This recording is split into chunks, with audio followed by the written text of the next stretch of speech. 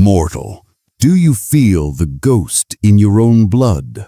A memory, not of this world, an echo of a war fought in heaven before you were born. They told you it was a myth, a fable, but the chaos in your world, the suffering in your soul, this is the fallout. This is the legacy of a crime scene you were born into.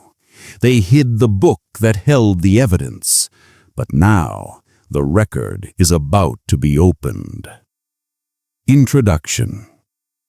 There is a hidden frequency humming just beneath the surface of recorded history, a vibration that has shaped the destiny of nations and the inner landscape of every human soul.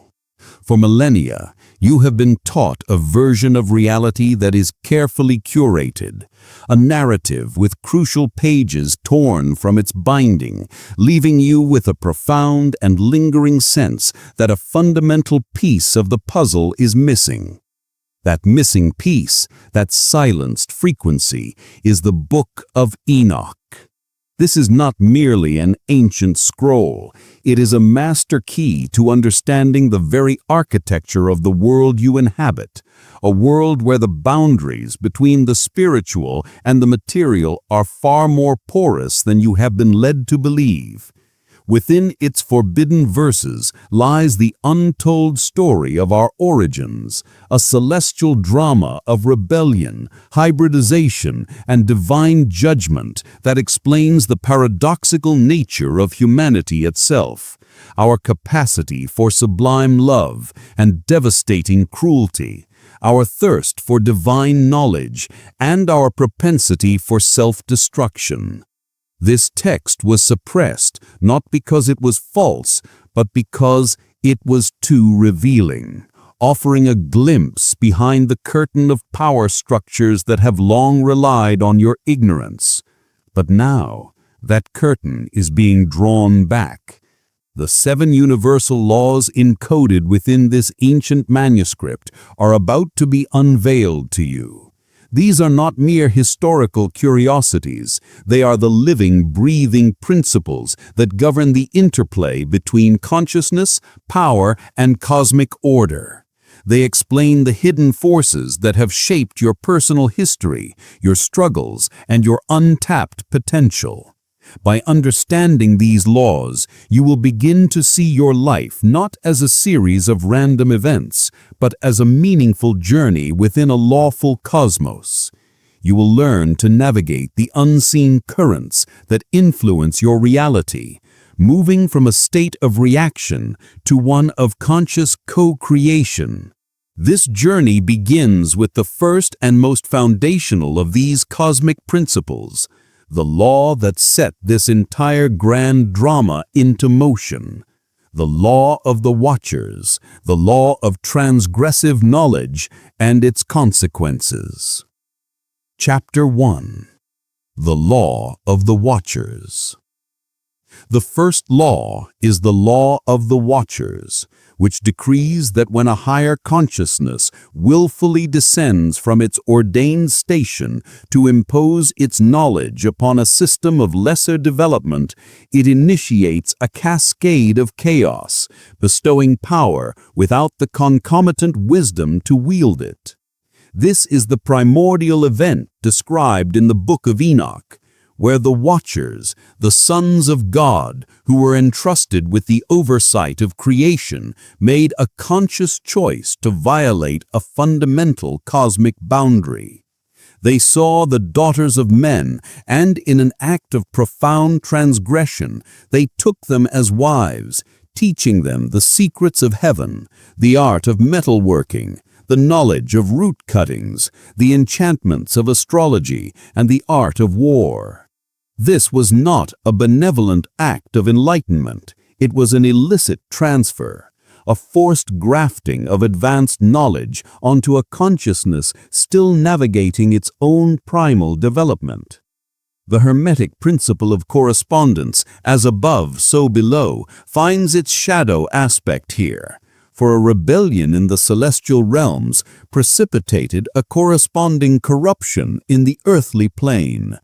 The Urantia book echoes this dynamic, speaking of planetary upheavals triggered by the missteps of celestial administrators, reinforcing the concept that our world has been a stage for such cosmic interventions.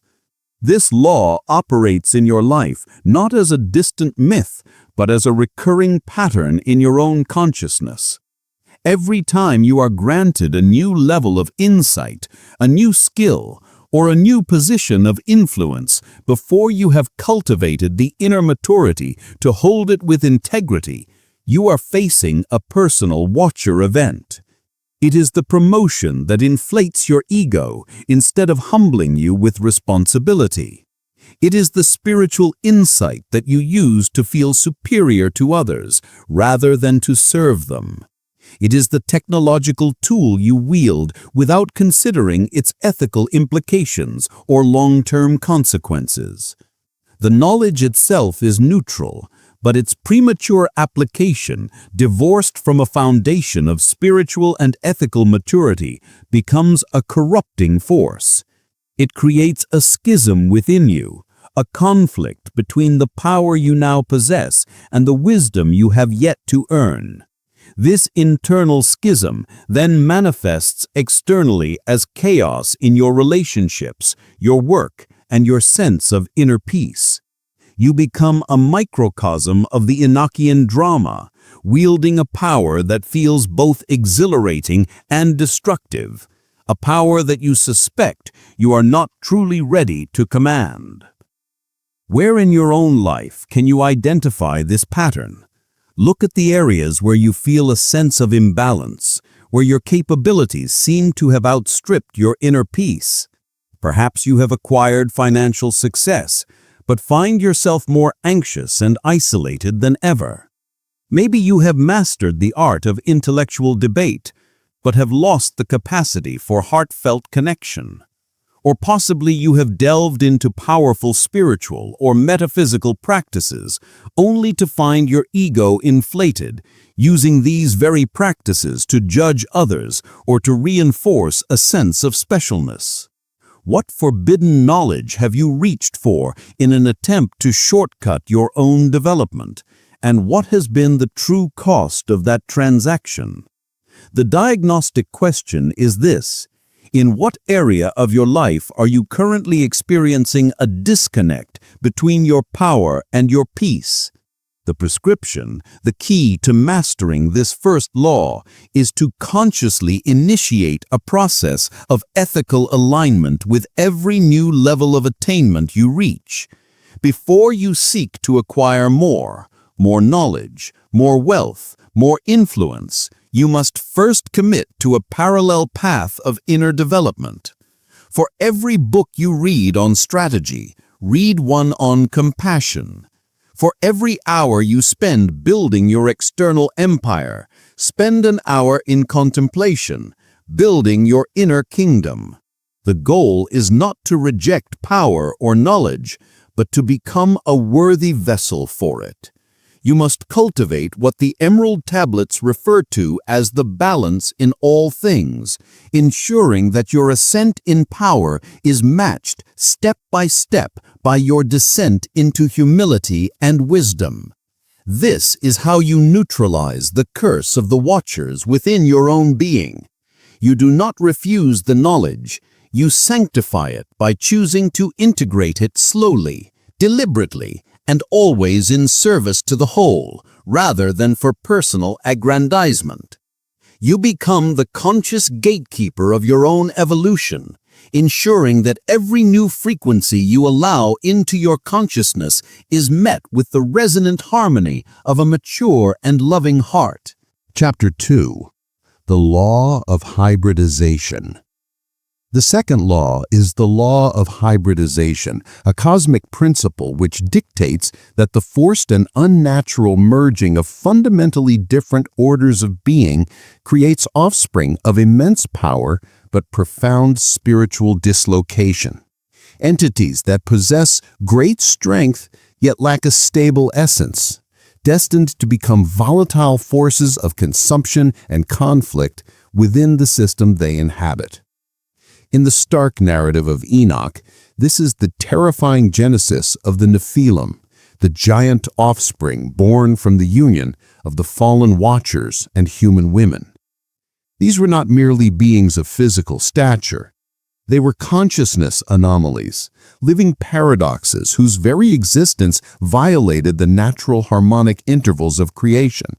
They were hybrids, trapped between the celestial and the terrestrial, belonging fully to neither realm. And this inherent dissonance manifested as a ravenous, insatiable appetite that turned them into predators upon the very world that hosted them. The Gnostic texts speak of similar archontic forces, beings born from a similar state of spiritual confusion, whose primary nature is to imitate and consume true spiritual substance, unable to create anything original themselves. This law operates with chilling precision in the landscape of your own psyche and in the structures of the modern world. It manifests whenever you force a union between a high-vibration inspiration and a low-vibration motive, creating a Nephilim project or a Nephilim relationship. It is the non-profit organization started from a genuine desire to heal, but which becomes a bloated, soulless bureaucracy consumed by its own overhead and internal politics. It is the spiritual practice you take up not for liberation, but to cultivate a special identity, a form of spiritual materialism that creates a hybrid of genuine seeking and egoic pride. It is the revolutionary technology developed to connect humanity that instead becomes a tool for mass surveillance and social control. These are the modern Nephilim, powerful, pervasive, and spiritually empty constructs that feed on your energy and attention, leaving a trail of existential exhaustion in their wake. On a deeply personal level, you create an internal Nephilim every time you force your soul's purpose to conform to your ego's demands for security and approval. The resulting life may look impressive on the outside, a giant of achievement, but on the inside it feels hollow, violent to your own spirit, and perpetually hungry for more validation to sustain its unnatural existence. This law forces you to confront a difficult diagnostic question. What giants have you created in your life that are now turning on you? Look at the structures you have built, your career, your key relationships, your core beliefs about success. Where do you feel a deep, lingering sense of emptiness, despite outward signs of achievement? What project or role feels like it has a life of its own, demanding more and more of your life force while giving less and less in return? These are your personal Nephilim. They are not inherently evil, but they are unstable and unsustainable because they were born from a misalliance of spirit and intention. The key to mastering this law is not to destroy these giants through sheer force, for that is a battle that will only drain you further. The prescription is to practice the alchemy of conscious integration. You must learn to distinguish between a true, organic calling and a forced, ego-driven ambition.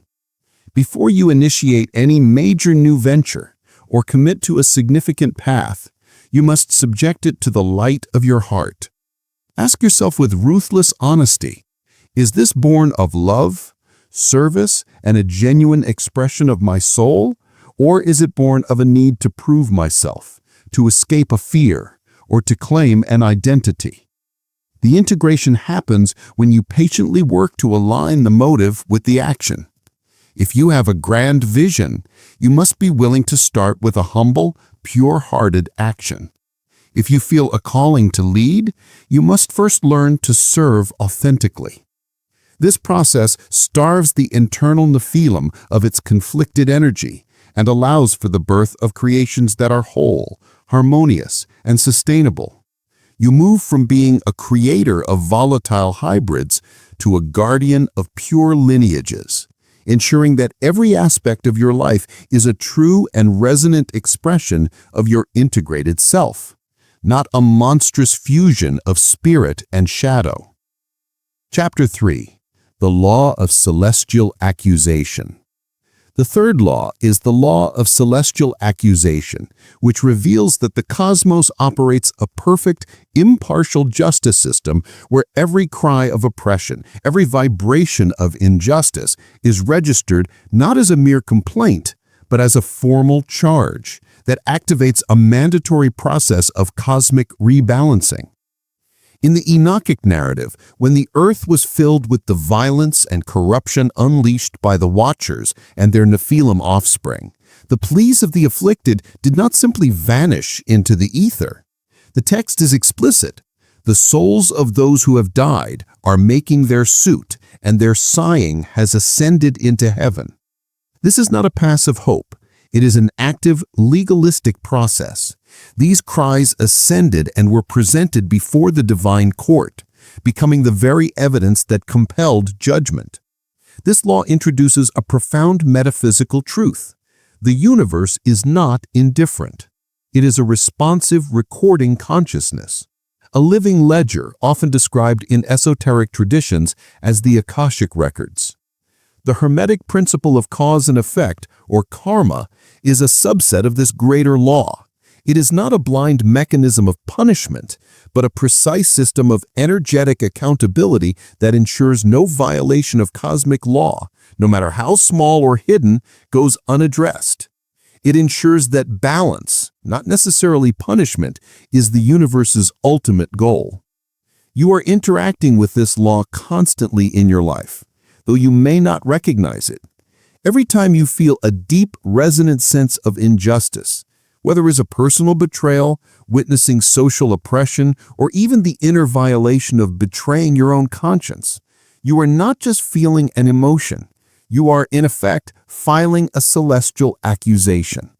The anger you feel, the righteous indignation, is the energy that powers this appeal to a higher court. The critical choice you face is how you process this energy. Your ego's primal response is to take the case into its own hands, to become the accuser, the judge, and the executioner. It wants to personally rectify the wrong, to seek vengeance, to balance the scales through its own actions. While this may feel justified, it almost always traps you in a lower vibrational battle, personalizing the conflict and often perpetuating the very cycle of violence you seek to end. You become mired in the mud of the conflict, your energy drained by a battle you were never meant to fight alone. The law of celestial accusation offers a more profound and empowering path. It invites you to become the one who brings the evidence, not the one who delivers the sentence. It is the practice of transforming your grievance from a weapon of personal vengeance into a prayer for universal justice. This is the alchemy of surrender. It requires you to trust that there is a higher intelligence and a more perfect justice than your limited perspective can administer. The diagnostic question this law forces you to confront is this: what case file are you still clutching in your hands, refusing to hand over to a higher authority? Where in your life are you playing the role of a vigilante, exhausting your spirit in a battle against a perceived injustice, be it a former partner, a business rival, a political faction, or even a version of your own past? Your refusal to release this case is an act of profound distrust in the cosmos itself. It signals a belief that your personal judgment is the final word, and that without your direct intervention, justice will fail. The prescription, the key to wielding this law, is the conscious and ritualistic practice of sacred surrender. When you are wronged, or when you witness a great wrong, do not suppress the feeling. Allow yourself to feel the full force of the injustice. Then consciously, deliberately, you must release it. You can do this through a written statement you then burn, a prayer spoken aloud, or a simple mental declaration. I bear witness to this injustice. I present this evidence to the court of cosmic law. I now release my need to control the outcome and trust in the perfect rebalancing of the universe. This is not passivity. It is the ultimate strategic action. It frees your energy from the lower battle and allows you to become a clear, empowered vessel. You are no longer a combatant. You are a witness for the prosecution in the highest court of all. By mastering this law, you align yourself with the universe's own restorative power, and you may find that justice arrives in ways far more elegant and complete than anything your ego could have ever orchestrated. Chapter 4. The Law of the Chosen Intercessor. The fourth law is the law of the chosen intercessor, which establishes that during periods of profound systemic corruption, a conscious bridge must be forged between the realms of the afflicted and the ultimate source of cosmic order, and this role falls not to the most powerful, but to the most resonant, the one whose consciousness has achieved sufficient clarity and alignment to serve as a pure conduit. Enoch is the living embodiment of this principle. He was a man, not an angel, yet he was chosen, as the text states, because he walked with God. His righteousness was not a moral perfection, but a state of resonant alignment that made him a suitable vessel, a living antenna capable of transmitting signals between heaven and earth without distortion. He did not seek this role. His purified state of being attracted it. He became the legal representative for humanity, carrying the celestial accusations to the throne and returning with the divine verdicts and the blueprint for the coming judgment. This law reveals a staggering truth about your own potential. Your consciousness, when purified of egoic static and aligned with higher principles, can become an active component in the cosmic governance of reality. You are not a passive bystander in a universe of fixed laws. You can become a co-regent, a conscious node through which divine intelligence and order flow into the world. This is echoed in the Hermetic teachings, which state that humanity is a second God, capable of influencing the microcosm and, by extension, the macrocosm. The Audiobook speaks of thought adjusters and human will cooperating to shape destiny. You activate this law whenever you move beyond personal, self-centered prayer and become a clear channel for healing, resolution, or wisdom that serves a purpose greater than your own. It is the moment you hold a vision of peace for a conflicted family member without getting entangled in their drama. It is when you send a wave of compassionate energy to a global hotspot, not with attachment, but as a pure offering. It is when your own inner stillness becomes a calming force in a chaotic boardroom or social gathering. In these moments, you are not begging an external deity for intervention. You are functioning as the very mechanism of that intervention. You are the point where above connects with below, the intercessor for your own sphere of influence. This role, however, carries a grave responsibility and requires rigorous internal preparation. An intercessor who is not clear becomes part of the problem, projecting their own biases, fears, and desires onto the situation they seek to heal. The diagnostic question this law presents is both challenging and illuminating. In what areas of your life are you being called to serve as a bridge, and what within you is preventing you from being a clear channel? Look at the conflicts around you, in your family, your workplace, your community. Where do you feel a pull to help, to mediate, to bring a higher perspective? Now look inward. What personal baggage are you carrying into that role? Is it a need to be seen as the hero? A hidden resentment towards one of the parties? A fear of conflict that causes you to distort the message? Your ability to intercede effectively is directly proportional to your ability to purify your own motives and quiet your own ego. The key to mastering this law is the dedicated practice of becoming a vessel of clarity.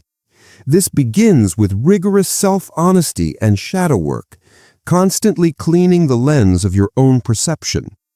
Meditation is not an option, it is essential training for the intercessor, as it teaches you to distinguish between the voice of the ego and the whisper of intuitive guidance. Before you attempt to hold space for others or project healing into a situation, you must first ground yourself and set a clear intention. I now align my consciousness with the highest good. I become a clear and open channel for wisdom, love, and resolution to flow through me into the situation for the benefit of all concerned. You then act as a passive conduit, trusting the intelligence that flows through you, without needing to claim ownership of the outcome. By consciously preparing yourself to be such a vessel, you step into the role of the modern Enoch. You become a living bridge, a facilitator of cosmic law, and your very presence becomes a healing force, restoring order to the chaos within your reach. Chapter 5. The Law of the Unshakable Decree. The fifth law is the law of the unshakable decree, which establishes that when a system's foundational integrity has been compromised beyond a critical threshold, a process of systemic correction is automatically initiated. A reset so fundamental it appears as destruction, yet its true purpose is the preservation of cosmic order itself. In the narrative of Enoch, this is the decree of the Great Flood. This was not an act of divine petulance, but the universe's necessary, non-negotiable response to a creation that had become terminally corrupted. The free will of the Watchers and the subsequent violence of the Nephilim pushed the earthly experiment past a point of no return. The system's code was so infected that a patch was insufficient. A complete reinstallation was required. This law operates with the same implacable certainty in your personal life and in the collective. It is the principle of necessary endings, the cosmic Control-Alt-Delete. It manifests when you have consistently and persistently violated your own core integrity, ignored the whispers of your conscience, or built your life on a foundation of self-deception. You may have enjoyed a period of seeming success, but eventually the structural weaknesses can no longer be ignored. The universe then issues its unshakable decree in the form of a collapse. The sudden end of a career built on inauthenticity, the dissolution of a relationship founded on lies, the failure of a health regime you never truly committed to, or the bankruptcy of a business model that was inherently unsustainable. This collapse feels like punishment, but it is, in reality, the universe's brutal mercy. It is the only way your soul can clear the debris of a life lived out of alignment and create the space for something new and authentic to emerge. The floodwaters are not sent to drown you, but to cleanse the ground upon which you will eventually rebuild. This law forces you to confront a terrifying but liberating diagnostic question. In what areas of your life has passed the point of repair and is now awaiting its necessary, divinely ordained end? Where are you pouring your energy into shoring up a structure that is fundamentally unsound? It might be the job that pays the bills but is slowly killing your spirit. It might be the identity you present to the world that feels more like a costume than your own skin. It might be a long-held grievance or a story of victimhood that you cling to because it feels familiar, even though it poisons your present. Your resistance to this ending is a refusal to accept the decree of a higher intelligence that can see the full timeline of your soul's growth. The prescription for navigating this law is not to fight the flood, but to consciously and courageously build your ark. Your ark is not a physical object, but a state of consciousness, a sanctuary of unwavering truth and connection to your eternal self that you can carry through the dissolution. The key is to practice active surrender and sacred salvaging. Instead of resisting the collapse, you must participate in it with conscious awareness. Begin by identifying what is truly essential and eternal within you: your core values, your capacity for love, your connection to spirit, your innate creativity.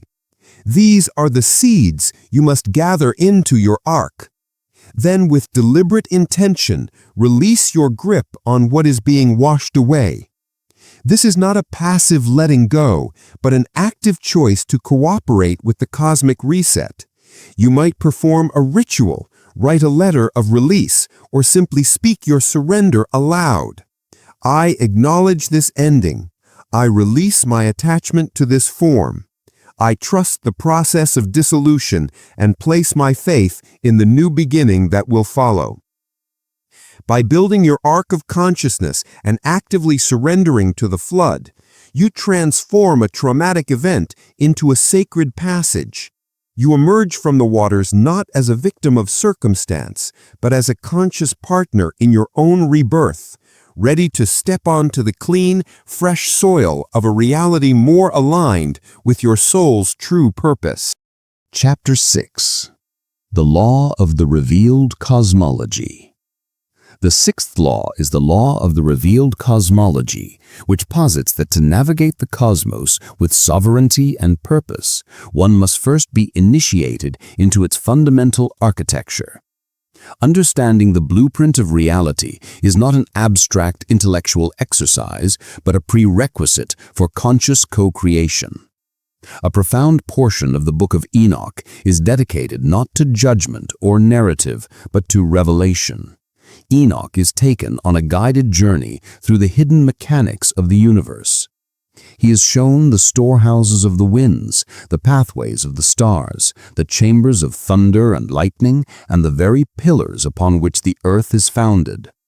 This was not a celestial sightseeing tour, it was a critical download of operational intelligence.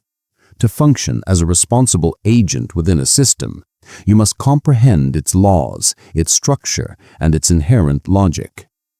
The Audiobook echoes this necessity, devoting vast sections to the detailed description of the cosmic architecture, the local universes, and the ascending scales of creature life, all to provide a context for human existence.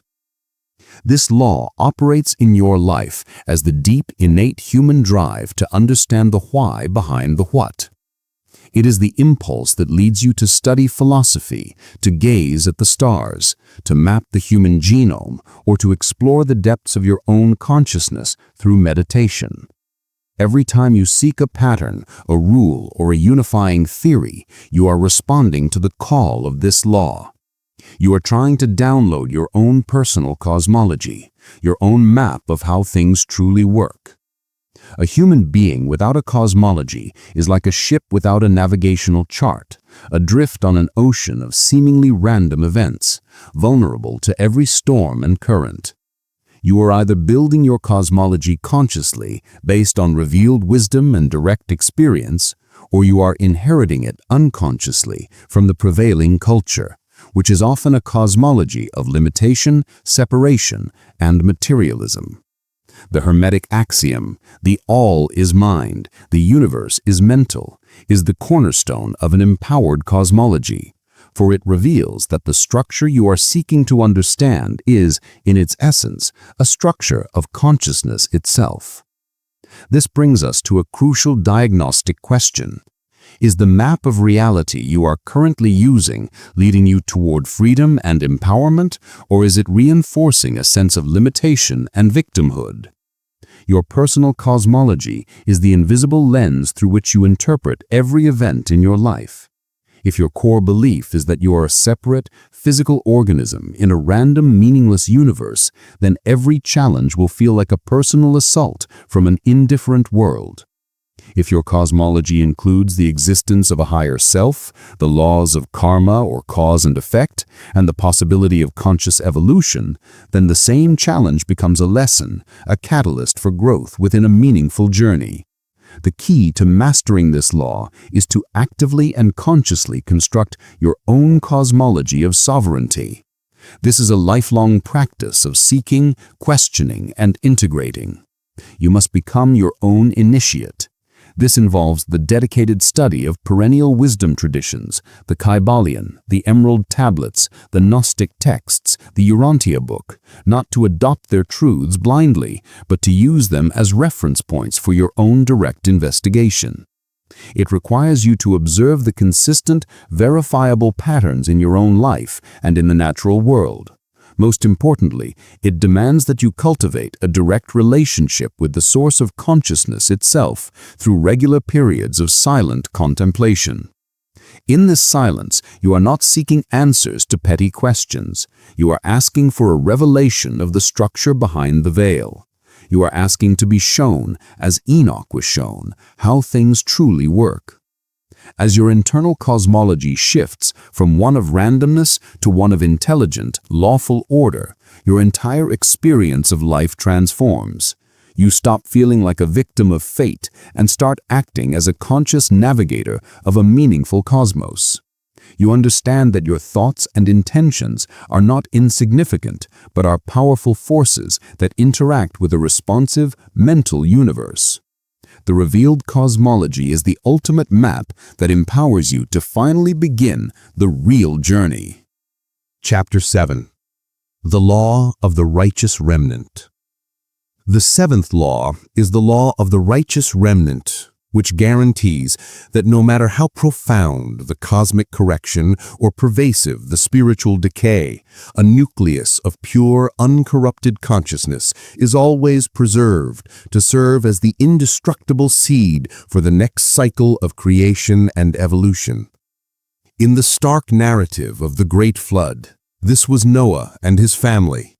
Not a mass population, but a small select group whose alignment with cosmic law made them a viable vessel to carry the essential blueprint of humanity into the new age.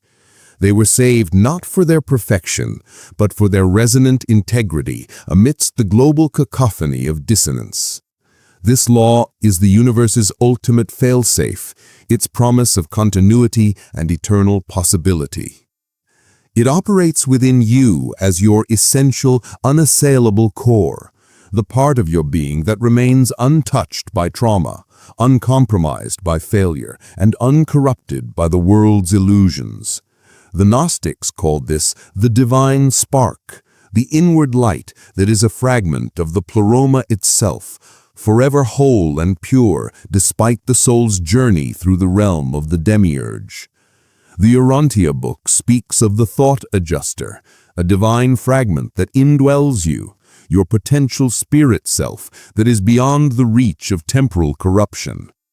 This is your inner righteous remnant. When everything else in your life collapses, your identity, your relationships, your achievements, this is what remains. It is the quiet, knowing presence that whispers, "I am still here," after the storm has passed. It is the part of you that knows how to begin again, that remembers its divine origin and holds the template for your highest potential. Your entire spiritual journey is not about creating this remnant, for it is eternal and indestructible. It is about learning to identify with it, to protect it, to nurture it, and to follow its guidance above all other voices. In a world saturated with distractions, temptations, and fear-based narratives, your most sacred duty is to safeguard this inner seed, for it is the bearer of your true destiny. This law presents a final, piercing diagnostic question. In the landscape of your daily life, are you nurturing your inner remnant, or are you systematically starving it? Every choice you make is either an act of protection for this sacred core or an act of betrayal. When you prioritize noise over silence, distraction over contemplation, and the opinions of the world over the quiet voice of your own soul, you are abandoning your post as the guardian of the remnant. You are allowing the floodwaters of modern chaos to seep into your ark. Look at your routines, your relationships, your consumption of media and information. Which of these consistently strengthens your connection to your inner peace and clarity? Which ones leave you feeling scattered, anxious, and disconnected from your true self? The remnants of your energy and attention that you give to fear, to gossip, to resentment, and to mindless consumption are resources stolen from the one thing that truly matters, the preservation and empowerment of your eternal self. The key to mastering this final law is to consciously and relentlessly construct your ark of consciousness. This is not a physical place, but a state of being, a psychic sanctuary you build through unwavering discipline and sacred practice. The prescription is threefold: purification, protection, and prioritization. You must purify your inner world through practices like meditation, journaling, and shadow work, systematically clearing out the mental and emotional debris that obscures your remnant. You must protect it by establishing firm boundaries, saying no to energy-draining situations, curating your information diet, and spending time in environments and with people who resonate with your highest self. Finally, you must prioritize it by making your connection to this inner core the non-negotiable foundation of your life. Let your decisions flow from this center. Ask yourself in every moment, does this choice honor the remnant within me? By doing so, you ensure that no matter what cataclysms occur in the outer world, your inner ark remains seaworthy. You become the living embodiment of the righteous remnant, a vessel carrying the future of your own consciousness and, by extension, a spark of the world's future, safely through any flood. Conclusion. We have journeyed together through the 7 universal laws encoded within the forbidden pages of the Book of Enoch, and in doing so, we have assembled a complete and cohesive system for understanding not only an ancient text, but the very dynamics of your own existence within a lawful and intelligent cosmos. These are not 7 separate ideas, but 7 interlocking facets of a single diamond of truth. They form a continuous arc, a map of the soul's journey from its initial encounter with transgressive power to its ultimate refuge in its own indestructible essence.